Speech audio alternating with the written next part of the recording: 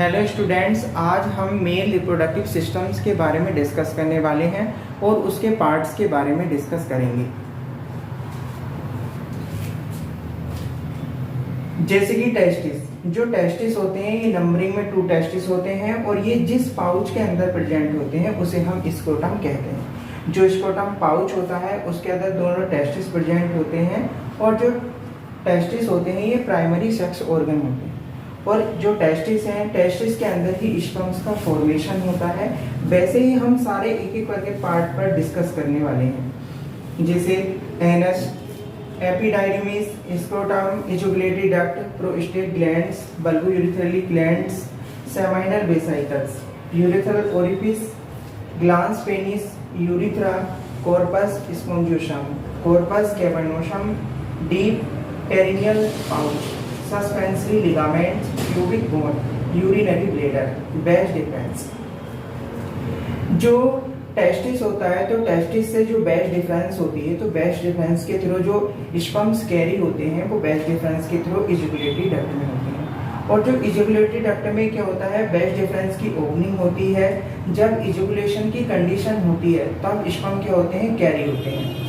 और ये जो पार्ट होता है, जैसे कि एपिडाइडिमिस की बात करें हम तो जो एपिडाइडिमिस है इसके 3 पार्ट्स होते हैं, हेड ऑफ एपिडाइडिमिस, बॉडी ऑफ एपिडाइडिमिस और टेल ऑफ एपिडाइडिमिस। तो जो एपिडाइडिमिस होता है ये वो पार्ट होता है टेस्टिस का। ये ओपनिंग होने के बाद टेस्टिस का जो हिस्सा होता है ये बाहरी हिस्सा होता है जिसमें कि स्पर्म्स कलेक्ट होते हैं और जब इजुकुलेशन की कंडीशंस आती है तब ये स्पर्म से बैच डिफरेंस के थ्रू इजुकुलेटरी डक्ट में कैरी हो जाते हैं। जैसे कि हम यहाँ पर सेमाइनल वेसाइकल को देखें तो जो सेमाइनल वेसाइकल होती है इसमें सेमाइनल फ्लूइड प्रेजेंट होता है और जो सीमेन का पार्ट्स में इन्वॉल्व होता है, जैसे कि जो प्रोस्टेट ग्लैंड्स या बल्बोयूरिथ्रल ग्लैंड्स, ये सारी ग्लैंड्स अपना अपना सीक्रेशन रिलीज करती हैं। वैसे जैसे कि इजुगुलेटरी डक्ट है और ये प्रोस्टेट ग्लैंड्स है, इन सभी ग्लैंड्स का सीक्रेशन इसमें इन्वॉल्व होता है। और सबसे पहले इजुकुलेशन की कंडीशंस में फर्स्ट टाइम जो इजुकुलेशन होता है तो उस कंडीशन से पहले स्टार्टिंग में ही बल्बोयूरिथ्रल ग्लैंड्स का सीक्रेशन होता है जिसे हम काउपर्स ग्लैंड भी कहते हैं। अब जैसे कि हम पेनिस के बारे में देखें तो पेनिस की जो स्ट्रक्चर होती है तो पेनिस के भी क्या होता है, पेनिस के भी 3 पार्ट्स होते हैं, जैसे कि बॉडी ऑफ पेनिस और रूट ऑफ पेनिस और ग्लांस पेनिस। तो ये जो ग्लांस पेनिस वाली जो स्ट्रक्चर होती है इसमें जो ये ग्लांस पेनिस होता है और ये ग्लांस पेनिस की जो यहाँ पर स्ट्रक्चर होती है इसे हम कोरोना कहते हैं। और ये यूरिथ्रा होती है। ये यूरिथ्रा जो होती है जो मेल के अंदर होती है, मेल के अंदर काफ़ी लॉन्ग यूरिथ्रा प्रेजेंट होती है जिससे कि हम 8 सेंटीमीटर लॉन्ग होती है यूरिथ्रा, जिसके थ्रू इन्फेक्शंस के कम चांस रहते हैं इस लॉन्ग यूरिथ्रा के। और जैसे कि जो यूरिथ्रा होती है जो प्रोस्टेट के थ्रू होकर यूरिथ्रा पास होती है उसको हम प्रोस्टेटिक यूरिथ्रा कहते हैं। और जो काउपर्स ग्लैंड्स या फिर बल्बोयूरिथ्रल ग्लैंड्स के थ्रू जो यूरिथ्रा गुजरती है उसको हम क्या कहते हैं, मेम्ब्रेन यूरिथ्रा होती है।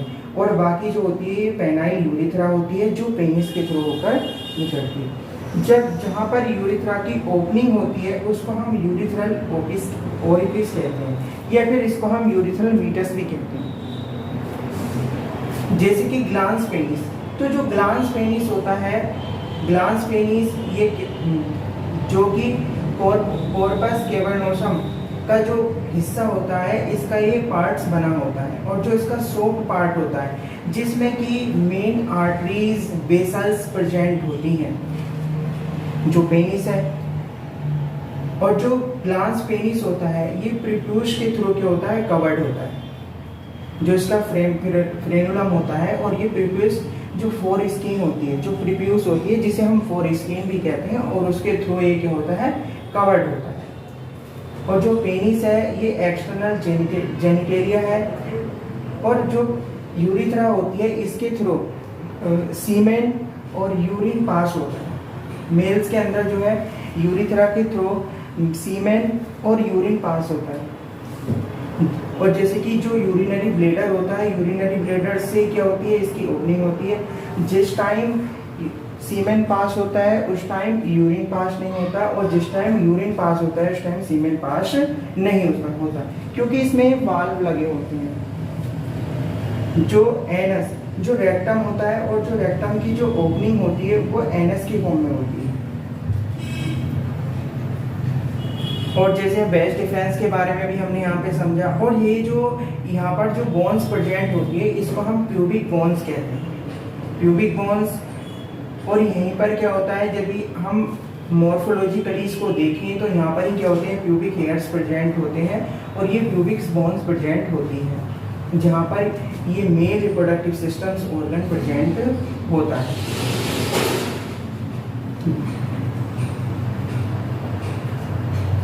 जैसे कि हम ग्लांस पेनिस को देखा, ग्लांस पेनिस के बारे में हमने समझा, क्योंकि इसकी जो ये पेनिस है, तो पेनिस की भी क्या होती है, ये भी इसके 3 पार्ट्स होते हैं। जैसे कि ये वाला जो हिस्सा होता है इसका एक ग्लांस पेनिस होता है, और ये हिस्सा जो होता है इसका बॉडी ऑफ पेनिस होता है, और ये हिस्सा इसका रूट ऑफ पेनिस होता है, जिससे कि ये पूरी इसकी स्ट्रक्चर होती है बाह्य रूप से। और जैसे कि अभी हमने epididymis, scrotum, ejaculatory duct, prostate glands, seminal vesicle, और जो इजैकुलेटरी डक्ट होती है, जो बेस्ट डिफरेंस की जो ओपनिंग होती है वो इजैकुलेटरी डक्ट में होती है, और इजैकुलेटरी डक्ट की जो ओपनिंग होती है वो किसमें होती है, यूरिथ्रा में। जो प्रोस्टेटिक यूरिथ्रा होता है उसके अंदर ओपनिंग होती है इसकी। और जो सेमाइनल फ्लूइड होता है, सेमाइनल वेसाइकल होता है, सेमाइनल वेसाइकल भी की भी ओपनिंग इससे कनेक्ट होता है, क्योंकि जो जब यहाँ पर स्पर्म आकर कलेक्ट होते हैं तो उस कंडीशंस में जब इजैकुलेशन की कंडीशंस होती है तब, तो ये जो सेमाइनल वेसाइकल है, तो सेमाइनल वेसाइकल का फ्लूइड ही जिसके थ्रू प्रेशर के साथ ही बाहर पास आउट हो जाते हैं, जिसे हम इजैकुलेशन कहते हैं। और इजैकुलेशन में क्या, जो इजैकुलेशन होती है वो क्या होती है, जो कि जो इंटरकोर्स या फिर कोइटस होता है उसकी लास्ट स्टेज होती है, जिसमें क्या हो जाता है, इजैकुलेशन होता है, और इजैकुलेशन की कंडीशंस के बाद जो पेनिस होता है वो रिसोल्यूशन हो जाता है। तो उसी तरीके से हमने सारी चीज़ों के बारे में, जो मेल रिप्रोडक्टिव सिस्टम्स होता है उसके पार्ट्सों के बारे में डिस्कस किया। जैसे कि हमने ये पूरा, हम एक मेल रिप्रोडक्टिव सिस्टम्स को देख रहे हैं, और जैसे कि हमने टेस्टिस को भी समझा कि जो टेस्टिस होते हैं वे नंबरिंग में 2 होते हैं, और वे जिस पाउच के अंदर प्रेजेंट होते हैं हम उसे स्क्रोटम कहते हैं।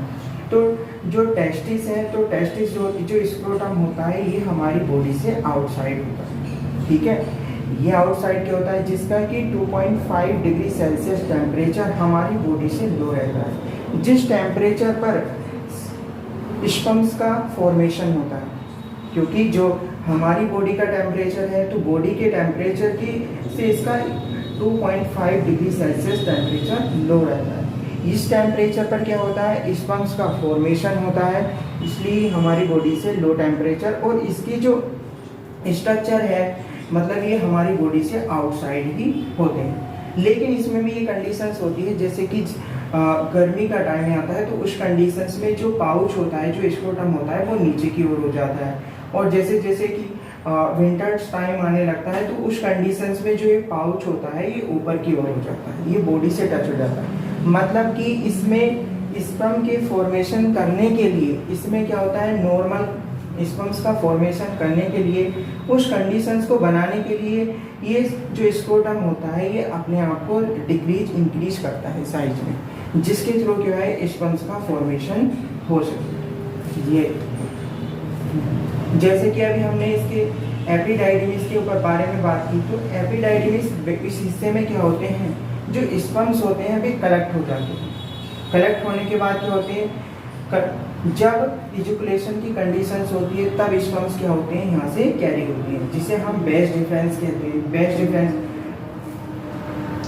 और जो बेस्ट डिफरेंस होती है तो इस जिसमें क्या होता है, स्पर्म्स कैरी होते हैं, और बेस्ट डिफरेंस के थ्रू ही कहाँ होती है, इसकी अपनी इजैकुलेटरी डक्ट में। जैसे कि हमने अभी सेमाइनल वेसाइकल के बारे में भी पढ़ा, बल्बोरेथल ग्लैंड्स के भी बारे में पढ़ा, इजैकुलेटरी डक्ट के बारे में भी पढ़ा, प्रोस्टेट ग्लैंड्स के बारे में भी पढ़ा। जो सीमेन होता है उसमें सभी चीज़ों का सिक्रेशन होता है, प्रेजेंट होता है। अब जैसे कि हम इस वेज डिफरेंस की बात करें, जो बेसेक्टोमी होती है, तो बेसेक्टोमी में क्या काम किया जाता है, इस वेज डिफरेंस को ही काटा जाता है।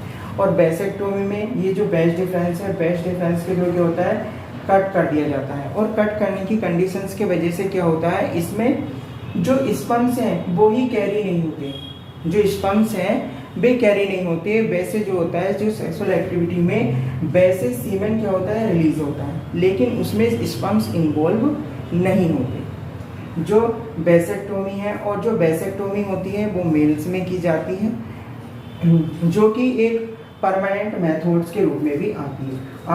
आज जैसे कि हमने इस मेल रिप्रोडक्टिव सिस्टम्स के सारे पार्ट्स पर डिस्कस किया और उन पर डिस्कस भी किया और उनको समझा हमने, जैसे कि क्या क्या ग्लैंड्स इसके अंदर प्रेजेंट होती हैं और किस तरह से वे फंक्शंस होता है उनका, उन सारी चीज़ों को हमने यहाँ पर समझा। या फिर जो इसमें जो ट्यूब्स प्रेजेंट होती हैं, जैसे कि वेज डिफरेंस है, यूरिथ्रा है, तो यूरिथ्रा के भी अपने 2 वर्क्स रहते हैं। जैसे जो यूरिथ्रा होती है, जैसे यूरिन पास, सीमेन पास, तो ये कंडीशन से सारी चीज़ों को हमने समझा। जैसे और जो प्यूबिक बोन्स होती है, और यहाँ पर जो है मेल रिप्रोडक्टिव सिस्टम्स प्रेजेंट होते हैं, जैसे यूरिनरी ब्लैडर की बात करी हमने, और वेज डिफरेंस को, यूरिथ्रा को, ग्लांस पेनिस को, और एक्सटर्नल और यूरिथ्रल ओरिफिस को, जिसमें कि क्या होता है, ये यूरिथ्रा की जो है ओपनिंग होती है, ये ग्लांस पेनिस होता है, और ये कॉर्पस स्पोंजियोसम का बना होता है। जैसा कि हम पेनिस को देखें तो ये पेनिस जो है कॉर्पस स्पोंजियोसम और कॉर्पस कैवर्नोसम का बना होता है, ये 2 पार्ट होते हैं। और जो इसका निचला पार्ट होता है जो सॉफ्ट होता है, और इसके थ्रू ही ये यूरिथ्रा पास होती है, इसके थ्रू ही क्या होती है, यूरिथ्रा पास होती है। और ये जो ओपनिंग होती है इसको हम यूरिथ्रल ओरिफिस या फिर यूरिथ्रल मीटस भी कहते हैं। ठीक है, आज हमने इसके सारे पार्ट्स के बारे में डिस्कस किया।